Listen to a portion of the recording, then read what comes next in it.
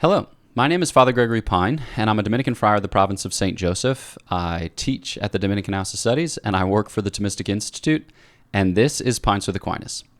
In this episode, I'd like to talk about whether or not we fight about the faith, and if we fight about the faith, how we go about it.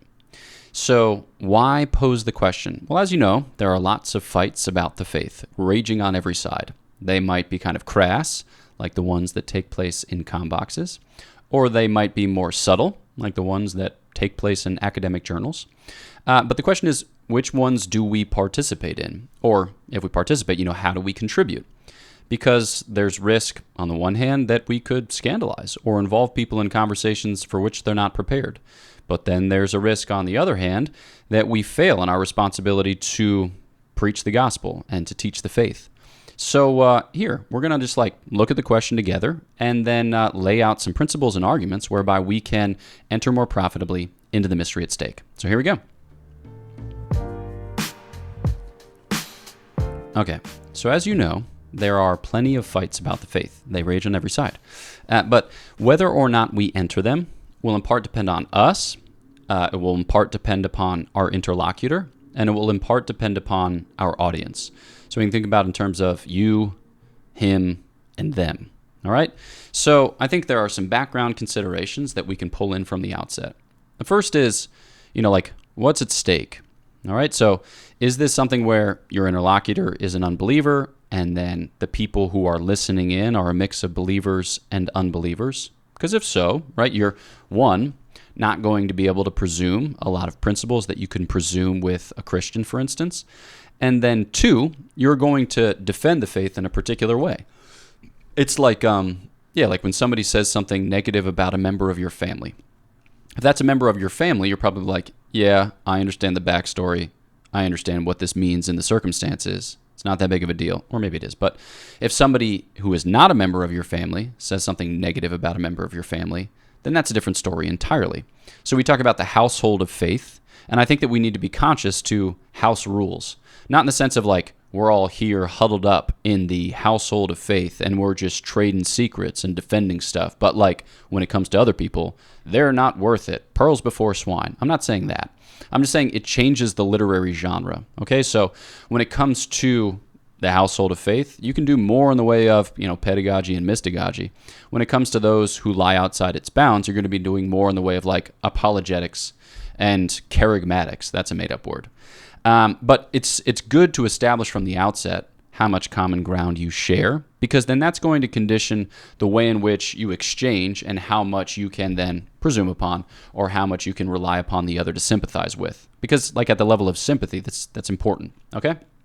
Now, then we're going to motivate the question. All right, so I'm gonna say, or I'm gonna argue, that it is profitable in certain circumstances to argue about the faith, all right? But that we need to be careful in doing so, all right? So we have a problem on our hands, and the problem is, largely speaking, historical. So the church has fought about the faith, and maybe there have been, excesses and defects to the way in which the church has fought about the faith in the past, and our secular contemporaries, regardless of whether they have engaged with those historical realities profoundly or superficially, are often enough going to use those against us as ammunition.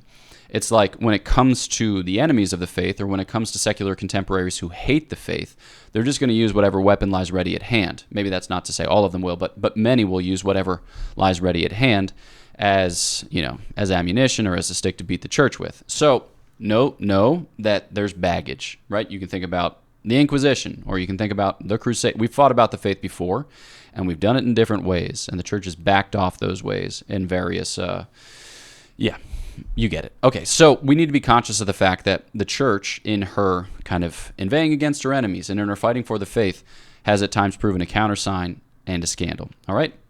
So there's a place in this conversation for some modicum of tolerance. And I think, when certain people hear the word tolerance, they're like wishy-washy nonsense, because they associate tolerance with relativism, or with latitudinarianism, or with indifferentism, right? So a kind of sense that nothing really matters, there's no truth to be had, so you can say whatever you darn well please, the point is just to get along. That's not what I'm saying.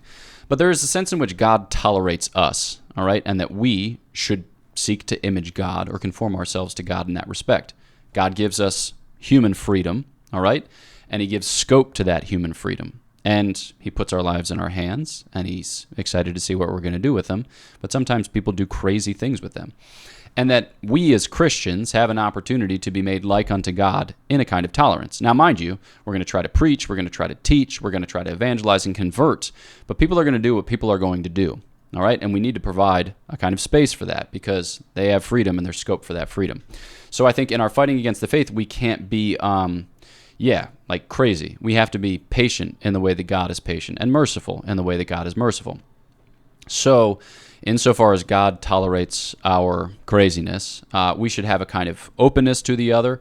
We should have a kind of charity before the other. We should have a kind of patience with the other, not just in the sense that we're like biding our time before we're proven right, but in the sense that we need to let the other speak to us, and we need to provide a space in which the other can feel comfortable if we're ever going to host an argument or if we're ever going to host an exchange which is profitable. Because ultimately, we believe it's worth believing. We believe it's worth fighting over. And how that shakes down or shakes out is going to look different in different cases. But there you go. Okay. So then let's talk about you, him, and them. You. All right. So what are the dispositions that you bring to the table when it comes to fighting about the faith? Well, I don't think that we should engage in debate or that we should engage in dispute if it's a matter of working out our own doubts. Okay. When you do it as an expression of doubt, it's very easy to get lost, right? It's very easy to get swallowed up by the discourse. I mean, regardless of how good the discourse is, there's a kind of pressure in public dispute or debate, in public exchange of whatever sort, and we can just kind of get borne under by that or ground under by that. So if you have a doubt, it's best to work that out privately, like maybe with your confessor or your spiritual director or a trusted Christian friend or somebody who's wise in these matters. Because we don't want to use dispute or debate as kind of doubt reconciliation time or opportunity, okay?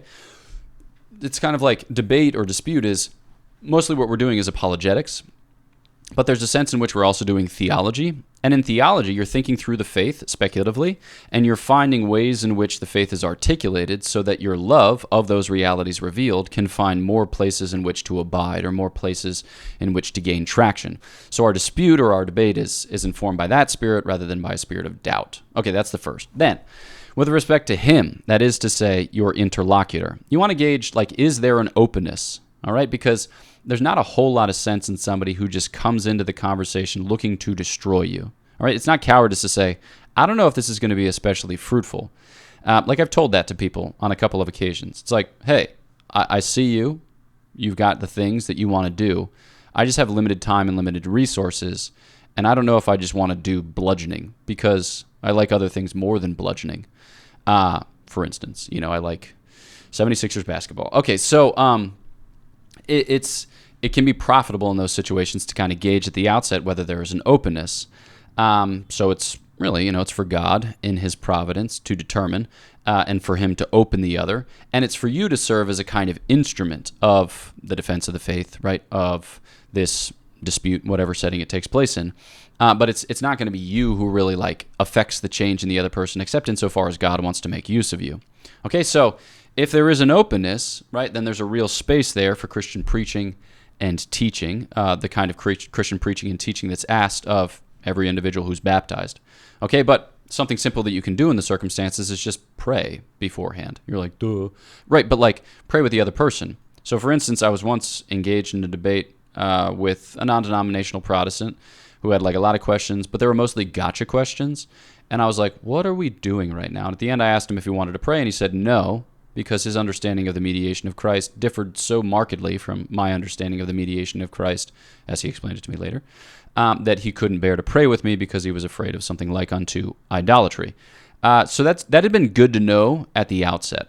I would have preferred to know that at the outset because I would have started far more basically, not in the sense that I was doing high-handed or hoity-toity theology, but I would have started with very simple things about how we read Scripture and what it means for our lives rather than getting into the doctrinal points, which I thought he wanted to discuss when I was way down the road. Okay, so I would say Also in these circumstances, you need to be sensitive to how competent you are in philosophical and theological matters. To be clear, you don't need to be competent in order to do these things because you're certain, you're confident that the church has a reason, right? That the church has thought this through. And maybe you don't yet know the reasons, or maybe you haven't yet thought this through, but by virtue of your baptism, you have faith, and faith gives you access to the realities. And you can testify to those realities from whatever vantage you adopt, okay?